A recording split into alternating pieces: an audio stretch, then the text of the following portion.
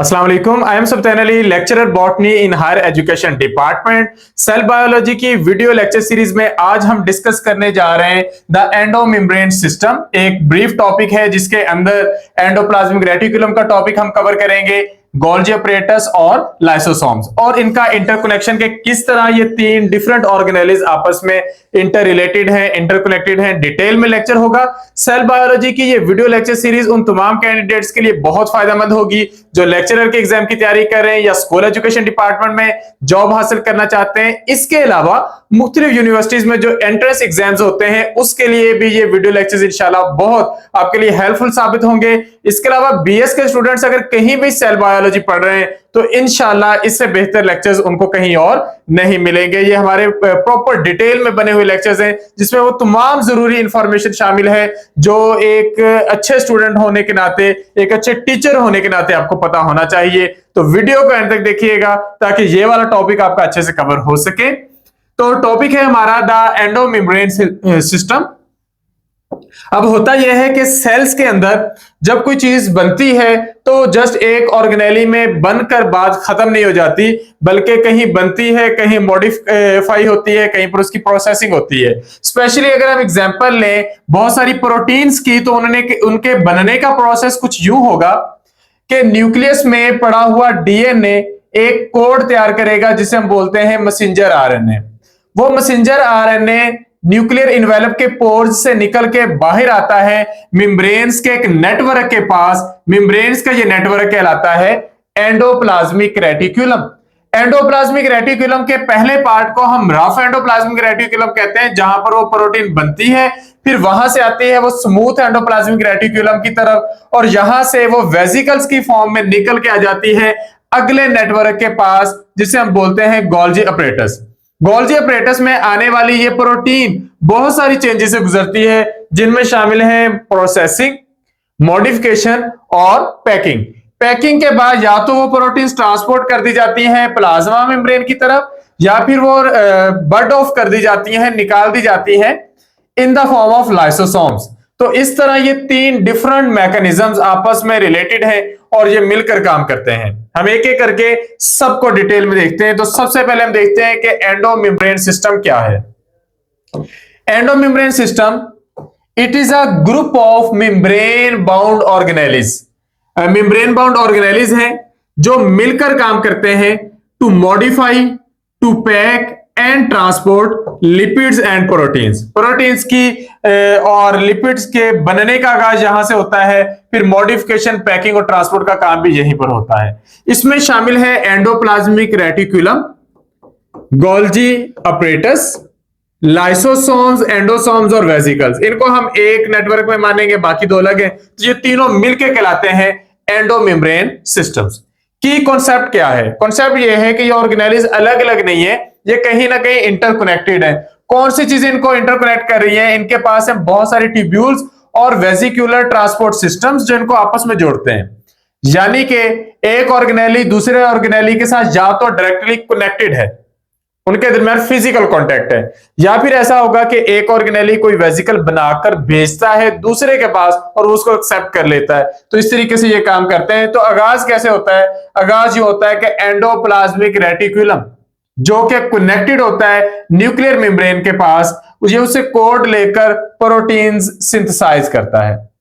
Proteins अगर एक दफा एंडोप्लाज्मिक रेटिकुलम में बन गई, यहां से चली, तो वो फिर कभी साइटोसोल में वापस नहीं जाती, बल्कि वेसिकल्स की मदद से ट्रांसपोर्ट हो जाती है अगले कंपार्टमेंट्स की तरफ। अगले कंपार्टमेंट जिस तरह के हमारे पास गोल्जी अपरेटस है, और गोल्जी अपरेटस से ये आगे चली जाती हैं या तो प्लाज्मा मेम्ब्रेन के पास या लाइसोसोम्स के पास। तो तीन तरह के पाथवेज हम इसके अंदर स्टडी करेंगे। पहला पाथवे सिक्रीटरी पाथवे, कि कोई चीज सिक्रीट करना चाहता है सेल, तो वो क्या करेगा? वो बनाकर प्लाज्मा मेम्ब्रेन को देगा, प्लाज्मा मेम्ब्रेन उसे सिक्रीट कर देगी। तो पाथवे बनेगा endoplasmic reticulum to Golgi apparatus, Golgi apparatus to plasma membrane. Total तीन चीजें हैं। तो ये डिफॉल्ट पाथवे है। ज्यादातर न्यूली सिंथेसाइज्ड प्रोटीन्स को इस तरीके से सेल के बाहर एक्सपोर्ट कर दिया जाता है। दूसरा पाथवे लाइसोसोमल पाथवे। इसमें क्या होता है कि एंडोप्लाज्मिक रेटिकुलम से बनी हुई चीज गोल्जी अपरेटस के पास पहुंचती है, गोल्जी अपरेटस उसके वेसिकल बना के निकालता है जिन्हें हम एंडोसोम्स कहते हैं, और अगर वो एंडोसोम्स अपने अंदर डाइजेस्टिव एंजाइम्स रखेंगे तो उन्हीं को हम लाइसोसोम्स कहेंगे। तो ये पाथवे तब अडॉप्ट होता है जब सेल कुछ डाइजेस्टिव एंजाइम्स की मदद से किसी चीज को तोड़ना चाहता है, चाहे वो बाहर से आने वाले पार्टिकल्स हैं, सेल एंडोसाइटोसिस के अंदर के जरिए कुछ लाया है अपने अंदर और उसको तोड़ना चाहता है, तो उसके लिए लाइसोसोमल पाथवे यूज किया जाएगा। इसके बाद एंडोसिटिक पाथवे है। एंडोसिटिक पाथवे भी लाइसोसोमल पाथवे के साथ ही हम कंबाइन करके पढ़ सकते हैं। इसमें क्या होता है कि चीज अंदर से बाहर नहीं जा रही, बाहर से अंदर आ रही है। तो प्लाज्मा मेम्ब्रेन ने किसी चीज को इनगल्फ किया, एक बैग बनाकर उसे लाए हैं एंडोसोम की फॉर्म में, और ये एंडोसोम आगे चल के ज्वाइन करते हैं या आप कह सकते हैं फ्यूज कर जाते हैं सेल के अंदर मौजूद लाइसोसोम्स के साथ। तो बाहर से एक बैग आया है जिसके अंदर कोई चीज है, वो कोई वेस्ट सब्सटेंस है या वो कोई फूड पार्टिकल है, और अंदर बैग पड़े हैं जिन्हें हम लाइसोसोम्स कहते हैं। तो बाहर से आने वाले बैग अंदर आने वाले बैग्स के साथ मिल जाते हैं और चीजें डाइजेस्ट हो जाती हैं। तो ये तीन तरह के पाथवेज हैं, सिक्रेटरी पाथवे, लाइसोसोमल पाथवे और एंडोसिटिक पाथवे। इसमें हम सबसे पहले पढ़ेंगे एंडोप्लाज्मिक रेटिकुलम। एंडोप्लाज्मिक रेटिकुलम, ये हमारे पास अगर वर्ड्स को अलग अलग पढ़े तो एंडो का मतलब होता है इनसाइड, प्लाज्मिक साइटोप्लाज्म, तो साइटोप्लाज्म के अंदर, रेटिकुलम यानी कि नेटवर्क, तो साइटोप्लाज्म के अंदर ट्यूब्यूल्स का जो नेटवर्क होता है उसे हम एंडोप्लाज्मिक रेटिकुलम कहते हैं। अगर आप प्लाज्मिक का मतलब साइटोप्लाज्म ना भी लें तो ये लिविंग ट्यूब्यूल्स है, तो इसीलिए भी हम इसको इनसाइड ट्यूब्यूलर नेटवर्क के नाम से जानते हैं। तो एंडोप्लाज्मिक रेटिकुलम क्या है? ये एक्सटेंसिव, डायनामिक और कंटिन्यूस मेम्ब्रेन बाउंड ऑर्गेनेलिज हैं जो फंक्शनली और स्ट्रक्चरली खास तौर पर डोमेन्स पर मुश्तमिल होते हैं, जिन्हें हम रफ एंडोप्लाज्मिक रेटिकुलम और स्मूथ एंडोप्लाज्मिक रेटिकुलम के नाम से जानते हैं। And it is largest organelle which is present in most eukaryotic cells, क्योंकि इसका नेटवर्क बहुत वसी होता है। नाम कहां से आया? मैंने आपको बताया कि ये दो अलग अलग वर्ड है। एंडोप्लाज्मिक का मतलब बनेगा विद इन द साइटोप्लाज्म और रेटिकुलम का मतलब बनेगा लिटिल नेटवर्क। इसको डिस्कवर किया था कीथ आर पोर्टर ने, साल था 1945, और उसके लिए इलेक्ट्रॉन माइक्रोस्कोप टेक्निक यूज की गई थी। एंडोप्लाज्मिक रेटिकुलम का स्ट्रक्चर का हम अगर आगाज देखना चाहें तो सबसे पहले न्यूक्लियर इन्वेलप होता है, हम शॉर्ट पर इसे NE लिख रहे हैं। न्यूक्लियर इन्वेलप वो डबल मेम्ब्रेन्स हैं जो न्यूक्लियस को कवर करती है। तो अगर ये न्यूक्लियस है तो ये उसकी एक मेम्ब्रेन होगी और इस एक मेम्ब्रेन के बाहर ये एक दूसरी मेम्ब्रेन होगी। इस बाहर वाली मेम्ब्रेन से ट्यूब्यूल्स का एक नेटवर्क शुरू होता है। इस ट्यूब्यूल्स के नेटवर्क को हम नाम देते हैं रफ एंडोप्लाज्मिक रेटिकुलम। तो इसका आगाज कहां से हो रहा है? न्यूक्लियर मेम्ब्रेन से हो रहा है। तो inner and outer nuclear membranes are separated by perinuclear space. अब पेरीन्यूक्लियर स्पेस आपको दिखा देते हैं। अगर आपके पास ये इनर मेम्ब्रेन है और ये आउटर मेम्ब्रेन है तो इनके दरमियान ये वाली जो स्पेस है, ये वाली स्पेस कहलाती है पेरीन्यूक्लियर स्पेस। तो आउटर मेम्ब्रेन जो होती है, जो बाहर वाली मेम्ब्रेन होती है, ये आगे कनेक्शन बनाती है किसके साथ? पेरिफेरल एंडोप्लाज्मिक रेटिकुलम, जिसके ऊपर राइबोसोम्स अटैच होते हैं। तो हम इसको रफ फॉर्म होने की वजह से बोलेंगे रफ एंडोप्लाज्मिक रेटिकुलम। तो रफ एंडोप्लाज्मिक रेटिकुलम की लोकेशन कौन सी बन रही है? इसकी लोकेशन बन रही है न्यूक्लियस के बिल्कुल करीब। इसके बाद आ जाता है जब ये न्यूक्लियर इन्वेलप खत्म होता है तो उससे आगे ये पेरिफेरल एंडोप्लाज्मिक रेटिकुलम शुरू हो जाता है। इसकी सारी की सारी जो आप कह लें कि इसके बैग बन रहे हैं या इसका जो नेटवर्क बन रहा है, उनको हम सिस्टर्नी का नाम देते हैं। ये फ्लैट सैक लाइक शीट्स होती हैं जो न्यूक्लियस के सबसे करीब होती हैं।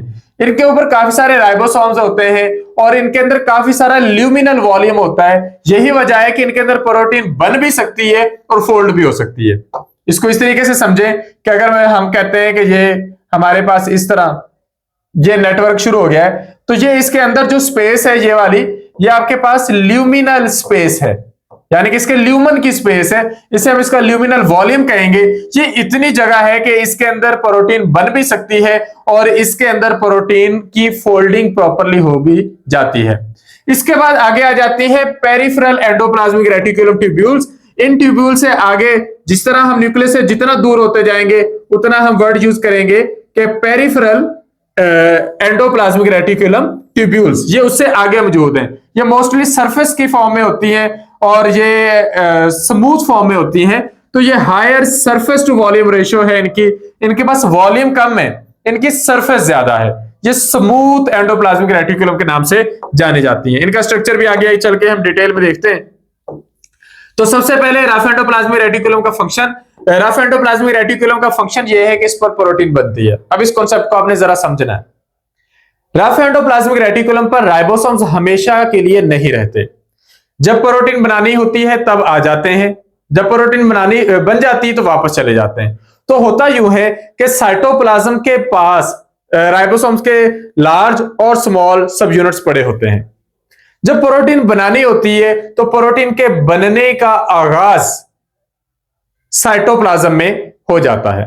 उसके लिए ये करते क्या है, यहां पर अगर हम इसकी डायग्राम देखें तो ये हमारे पास है रफ एंडोप्लाज्मिक रेटिकुलम।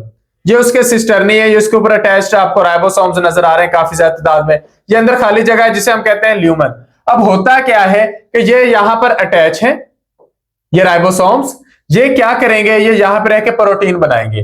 वो प्रोटीन इनसे बनकर अंदर आ जाएगी और जब प्रोटीन एक बार अंदर आ जाएगी तो उनकी प्रॉपर्ली फोल्डिंग होगी और फोल्डिंग के बाद फाइनल फंक्शनल प्रोटीन बनेगी जो इस तरह पैक होकर बाहर निकल जाएगी। तो 3 स्टेप्स हैं। पहले स्टेप में प्रोटीन बनती है, दूसरे स्टेप में उसकी फोल्डिंग और मॉडिफिकेशन होती है और तीसरे मरहले पर उसकी यहां पर इस लेवल पर पैकिंग। तो किस तरीके से काम होगा, सबसे पहले सिग्नल रिकॉग्निशन पार्टिकल्स मौजूद होते हैं साइटोसोल में, साइटोप्लाज्म में।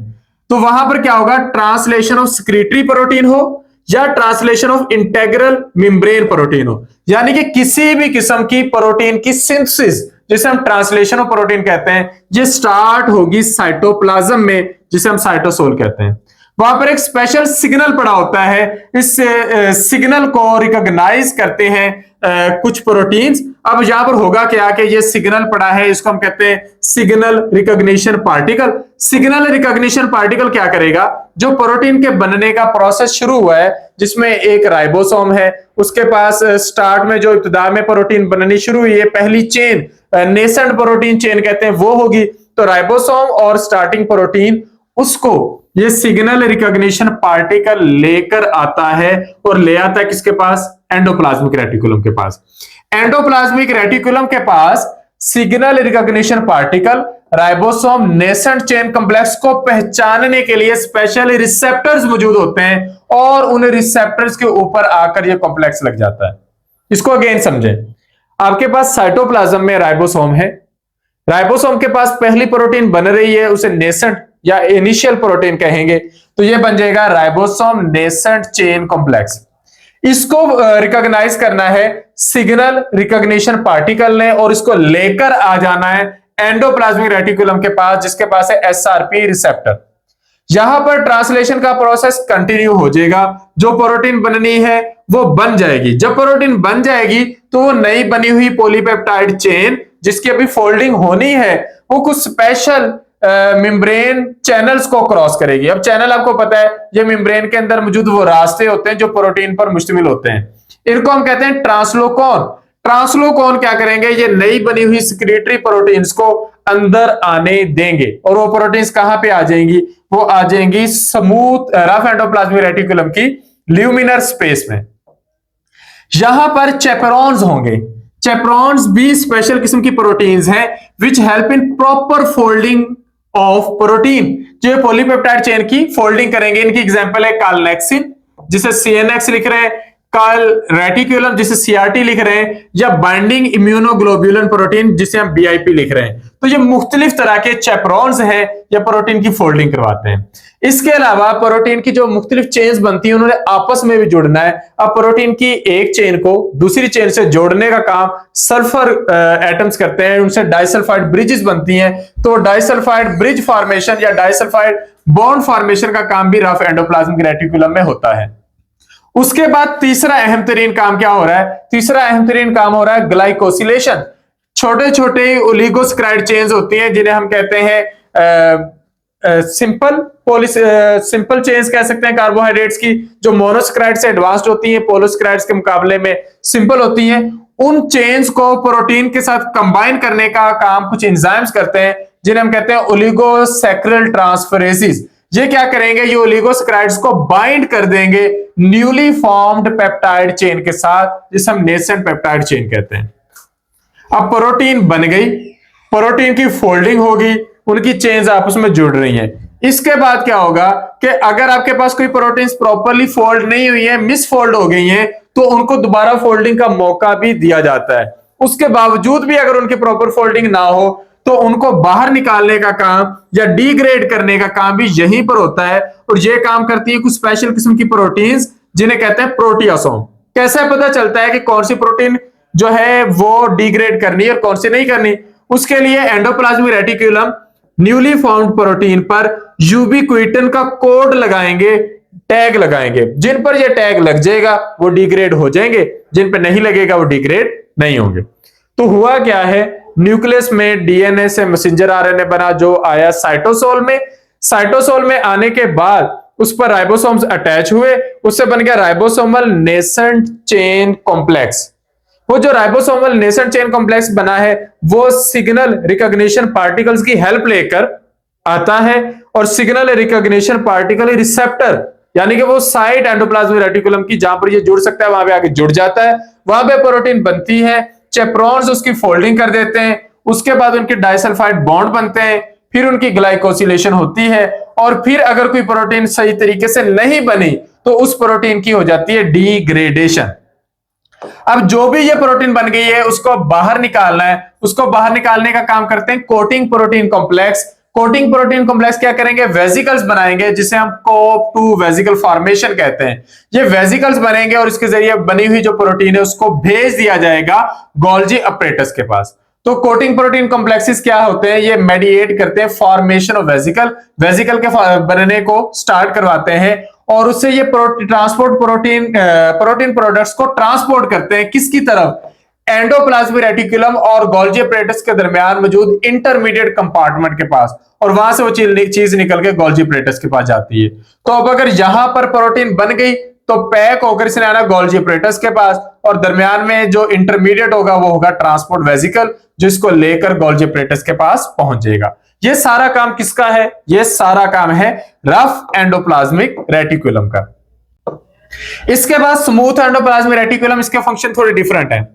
एक तो ये लिपिड सिंथेसिस करता है, मेम्ब्रेन सेल मेम्ब्रेन की रिक्वायरमेंट के अकॉर्डिंग जितने लिपिड्स चाहिए उनकी बायोजेनेसिस, उनकी सिंथेसिस यहां पर होती है। फॉस्फोलिपिड्स भी यहां पर बनते हैं, कोलेस्ट्रॉल भी यहां पर बनता है। फिर है कार्बोहाइड्रेट मेटाबॉलिज्म, कार्बोहाइड्रेट्स की रिलीज भी यहीं पर की जाती है, यानी कि कार्बोहाइड्रेट्स के ब्रेकडाउन को भी यहां पर कंट्रोल किया जाता है। डिटॉक्सिफिकेशन, स्मूथ एंडोप्लाज्मिक रेटिकुलम के पास वो वाले एंजाइम्स हैं जो हार्मफुल सब्सटेंसेस को डिग्रेड कर सकते हैं, चाहे वो ड्रग्स हो या अल्कोहल। कैल्शियम स्टोरेज और सिग्नलिंग, स्मूथ एंडोप्लाज्मिक रेटिकुलम अपने अंदर कैल्शियम आयंस को भी स्टोर करता है। इसकी एग्जांपल मसल सेल्स के अंदर मौजूद जो सार्कोप्लाज्मिक रेटिकुलम है उसके अंदर स्टोर्ड कैल्शियम है। फिर एंडोप्लाज्मिक रेटिकुलम माइटोसिस के वक्त कहा जाता है, माइटोसिस के दौरान न्यूक्लियर एनवेलप भी और एंडोप्लाज्मिक रेटिकुलम भी डीजेनरेट हो जाते हैं, खत्म हो जाते हैं और बाद में दोबारा से रीअरेंज हो जाते हैं। इनके अंदर जो सारी चीजें होती हैं वो रिलीज कर दी जाती हैं और रिलीज होने से पहले पहले उनके वेसिकल्स बनाए जाते हैं। तो इस तरीके से ये आप देख सकते हैं स्मूथ एंडोप्लाज्मिक रेटिकुलम। एक तो ये डिटॉक्सिफिकेशन करता है, कोई भी टॉक्सिक सब्सटेंसेस आएंगी, फॉर एग्जांपल ये लीवर का हिपेटोसाइट सेल है, लीवर का सेल है जिसके पास कोई भी टॉक्सिक सब्सटेंसेस आ गई हैं, तो स्मूथ एंडोप्लाज्मिक रेटिकुलम क्या करता है, उसके वाटर सॉल्युबल डेरिवेटिव्स बनाता है और उनको यूरिन और बाइल के जरिए निकालता रहता है। इसी तरह लिपिड सिंथेसिस की अगर हम बात करें तो लिपिड्स के बनने का प्रोसेस भी यहीं पर हो रहा है, चाहे वो आपके पास फॉस्फोलिपिड्स हो या कोलेस्ट्रॉल हो, वो यहीं पर बनेंगे। इसी तरह calcium storage release, calcium ions जो होते हैं ये रिस्टोर किए जाते हैं मसल सेल्स के अंदर, तो सार्कोप्लाज्मिक रेटिकुलम उनको स्टोर करने का काम करता है। और कार्बोहाइड्रेट्स का मेटाबॉलिज्म यानी कि फ्री ग्लूकोज रिलीज करना भी इसी की ही जिम्मेदारी है स्मूथ एंडोप्लाज्मिक रेटिकुलम की। तो यहां पर एंडोप्लाज्मिक रेटिकुलम का काम कंप्लीट हो गया। अब हम बात करते हैं गोल्जी अपरेटस की। गोल्जी अपरेटस को डिस्कवर किया था कैमिलियो गोल्जी ने 1889 में और इसकी माइक्रो इलेक्ट्रॉन माइक्रोस्कोपिक लेवल पर इसकी स्टडी की थी डाल्टन और फेलिक्स ने 1954 में। अब गोल्जी अपरेटस को हम कैमिलियो गोल्जी के नाम पर गोल्जी अपरेटस कहते हैं। इसके अंदर बहुत सारी फ्लैट शीट्स आ जाती हैं वेसिकल्स की और फिर हमारे पास कई तरह के वेसिकल्स आते हैं, इनकमिंग वेसिकल्स भी आते हैं और ट्रांसपोर्ट वेसिकल्स भी। इसके अंदर आते हैं। इसमें हर एक शीट को हम डिक्टियोसोम्स कहते हैं कि शीट्स का जो एक ढेर बनता है उसको हम डिक्टियोसोम्स कहते हैं, और सारे के सारे स्टैक्स को मिला के गोल्जी एपरेटस का नाम देते हैं।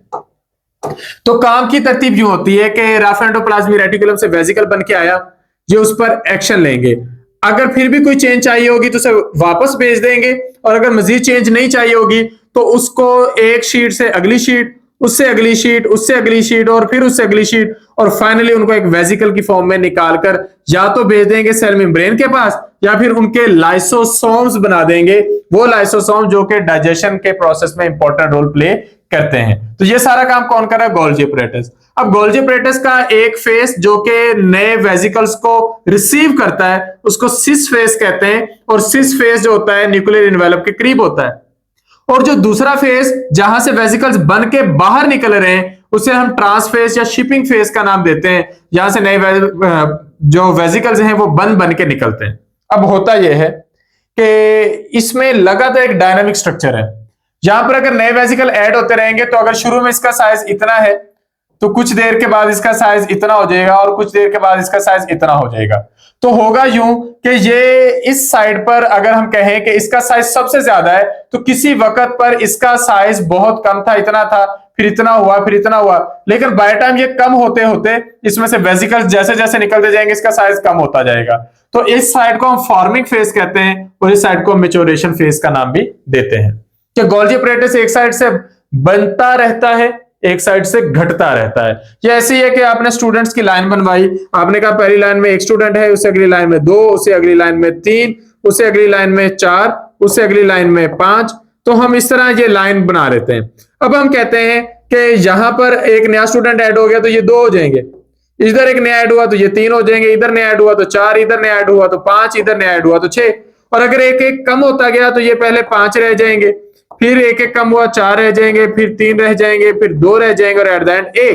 तो इस तरह क्या होता है कि एक तरफ से लगातार इजाफा हो रहा है और एक तरफ से लगातार कमी हो रही है। तो यही मामला यहां पर चलता है। अगर हम इसके स्ट्रक्चर की डिटेल देखें तो इसके काम करने की 3 स्टेजेस होती हैं। पहली स्टेज सिस्टर्नल असेंबली स्टेज, जहां पर नए वेसिकल्स को रिसीव किया जाता है। दूसरी स्टेज कार्बोहाइड्रेट सिंथेसिस स्टेज, इसमें जितने भी प्रोसेसेस होने होते हैं गोल्जी एपरेटस में वो किए जाते हैं।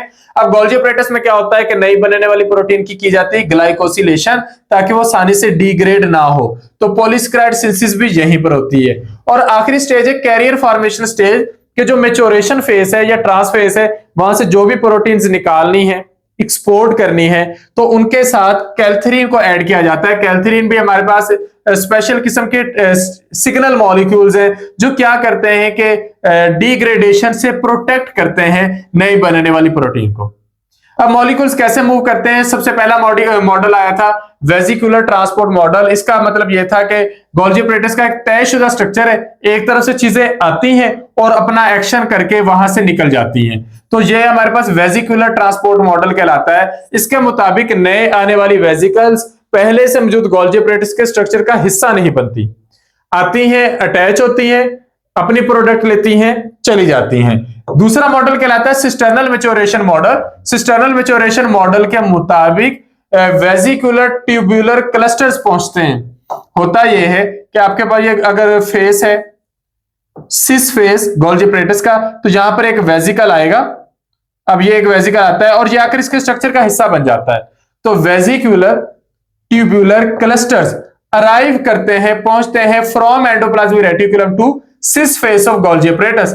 अभी जिस तरह हमने एंडोप्लाज्मिक रेटिकुलम की शीट्स को सिस्टर्नी कहा था, इसकी शीट्स को भी हम सिस्टर्नी कहते हैं। तो ये लगातार यहाँ पर ऐड होते रहते हैं, तो जितना पुराना सिस्टर्नी होता है उतना वो साइज में बड़ा होता जाता है। तो उसका नतीजा क्या निकलता है कि आस्ता आस्ता उसका साइज ये दरमियान वाले सिस्टर्नी जैसा हो जाता है। और लगातार अगर इसमें से बाहर निकलते रहे वेसिकल्स, तो एट द एंड जब इनका साइज बचता है तो वो कम रह जाता है। तो जो ट्रांसिस्टर्नी इसका साइज कम होता है, जो इनिशियल सिस्टर्नी है उसका साइज भी कम होता है सिस्टर्नी का, लेकिन जो दरमियान वाली सिस्टर्नी है इनका साइज बड़ा होता है।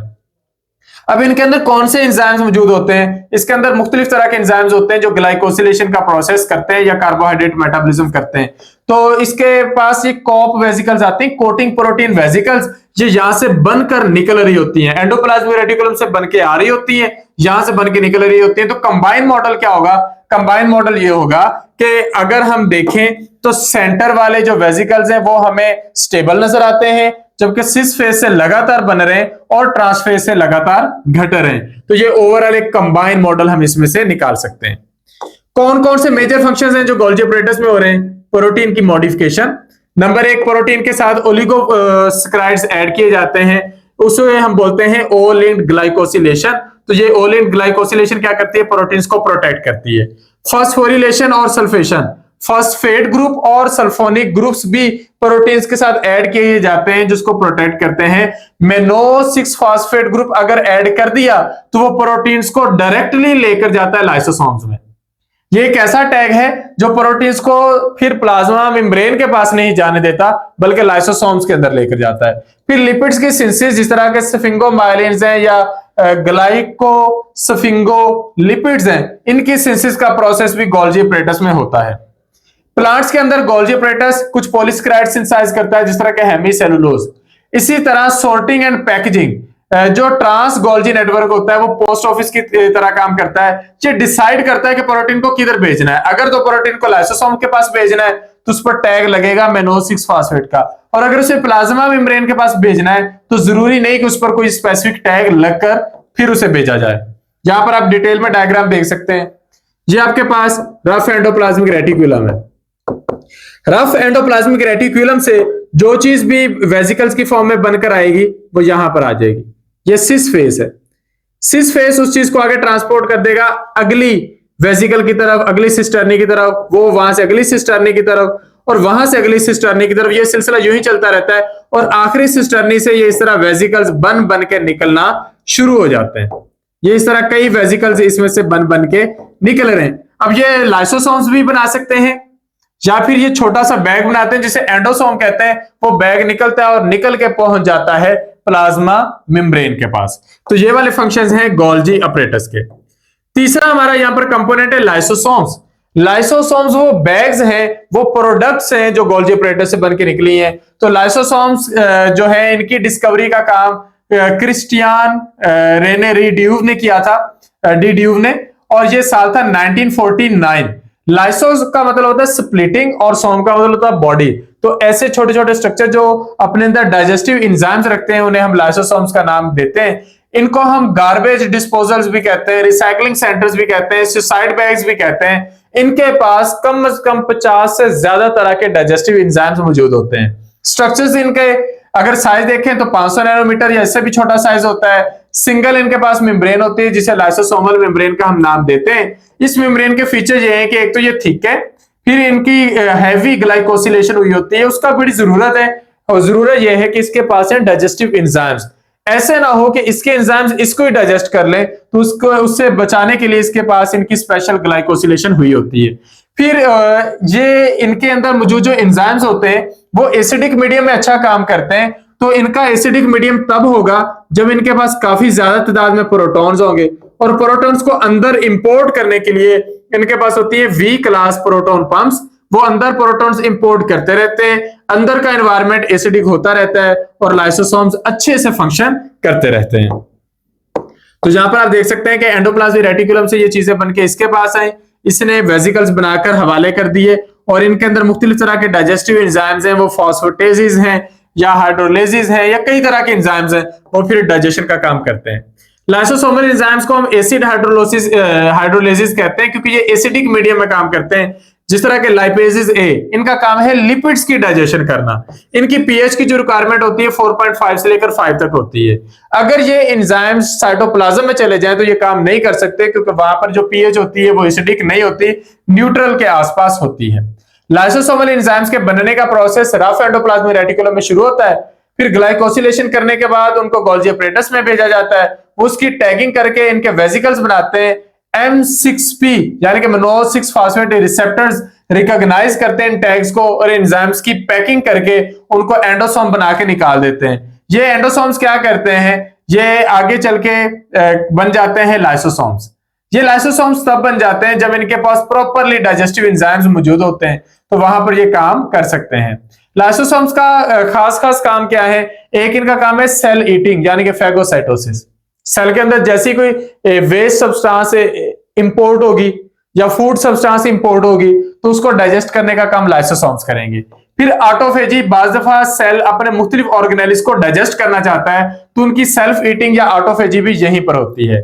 ऑटोलाइसिस, इनकी प्रोग्राम्ड सेल डेथ जो होती है लाइसोसोम्स की अपनी, वो भी ये खुद ही करते हैं, यानी कि अपने एंजाइम्स अपने आप पर ही रिलीज करके खुद को डाइजेस्ट कर लेते हैं। Digestion of material from endocytosis, endocytosis के जरिए बाहर से कुछ भी आएगा तो उसको डाइजेस्ट करने का काम ये करते हैं। लाइसोसोमल स्टोरेज डिजीजेस, लाइसोसोम्स के पास है डाइजेस्टिव एंजाइम्स, अगर वो एंजाइम्स कम होंगे या नहीं होंगे तो कई तरह की बीमारियां होंगी जिन्हें हम लाइसोसोमल स्टोरेज डिजीजेस कहते हैं, और इनकी काफी सारी टाइप्स होती हैं, जिस तरह के स्फिंगोलिपिडोसिस, म्यूकोपोलीसैकेराइडोसिस, ओलिगोसैकेराइडोसिस, न्यूरोनल सिरॉइड लिपोफ्यूजिनोसिस। इन सब का काम है अलग अलग सब्सटेंस की जमा होने को रोकना। तो स्फिंगोलिपिडोसिस में क्या होता है कि स्फिंगोलिपिड अकामुलेशन हो जाती है तो उससे टेस एक डिजीज होती है। अगर म्यूकोपोलीसैकेराइडोसिस होगी तो उसमें ग्लाइकोस अमाइनो ग्लाइकन्स अकामुलेट हो जाएंगे, और अगर ओलिगोसैकेराइड अकामुलेट हो रहे हैं तो ओलिगोसैकेराइडोसिस ये बीमारी हो जाएगी। और एनएलसी तब होगी कि अगर सिरॉइड लिपो पिगमेंट्स या फिर माइटोकॉन्ड्रियल एटीपी सिंथेज जो होंगे ये जमा होना शुरू हो जाएंगे। यानी कि बहुत तरह की सब्सटेंसेस हैं जिनके जमा हो जाने से, इनके जमा हो जाने से ये बीमारियां होती हैं, और ये बीमारियां फिर आगे चल के बहुत सारे मसाइल की वजह बनती हैं, डेथ का सबब भी बन सकती हैं। तो ये हमारा सारा एक डिटेल ओवरव्यू है कि सबसे पहले एंडोप्लाज्मिक रेटिकुलम में कोई चीज बनेगी, यहां पर राइबोसोम्स मौजूद होंगे, ये क्या करेंगे, ये एक पॉलीपेप्टाइड चेन बनाएंगे। ये पॉलीपेप्टाइड चेन बनकर गोल्जी अपरेटस में मॉडिफाई होगी, इसकी मॉडिफिकेशन का प्रोसेस, इसकी फोल्डिंग का प्रोसेस, ये सारी चीजें यहां पर होगी। फिर ये वापस भी आ सकती है एंडोप्लाज्मिक रेटिकुलम के पास भी, या फिर गोल्जी अपरेटस के अंदर इसकी प्रॉपर सॉर्टिंग होगी, प्रॉपर फोल्डिंग, उसके बाद इसको एक बैग बनाकर बाहर निकाल दिया जाता है एंडोसोम की फॉर्म में। ये एंडोसोम अगर अपने अंदर डाइजेस्टिव एंजाइम्स डेवलप कर लेते हैं तो उन्हें हम लाइसोसोम्स का नाम देते हैं। ये लाइसोसोम्स क्या करते हैं, ये बाहर से आने वाली मुख्तलिफ सब्सटेंसेस को इनगल्फ कर सकते हैं और उनको तोड़ने का काम कर सकते हैं। तो ये एक ओवरऑल व्यू है एंडो मेम्ब्रेन सिस्टम का, जिसमें एंडोप्लाज्मिक रेटिकुलम भी आता है, गोल्जी अपरेटस भी आता है और लाइसोसोम भी आता है। इस लेक्चर से आपको बहुत कुछ नया सीखने को मिलेगा। फिर भी अगर आपकी तरफ से किसी किस्म का कोई क्वेश्चन हो तो आप कमेंट सेक्शन में पूछ सकते हैं। Thank you, Allah Hafiz.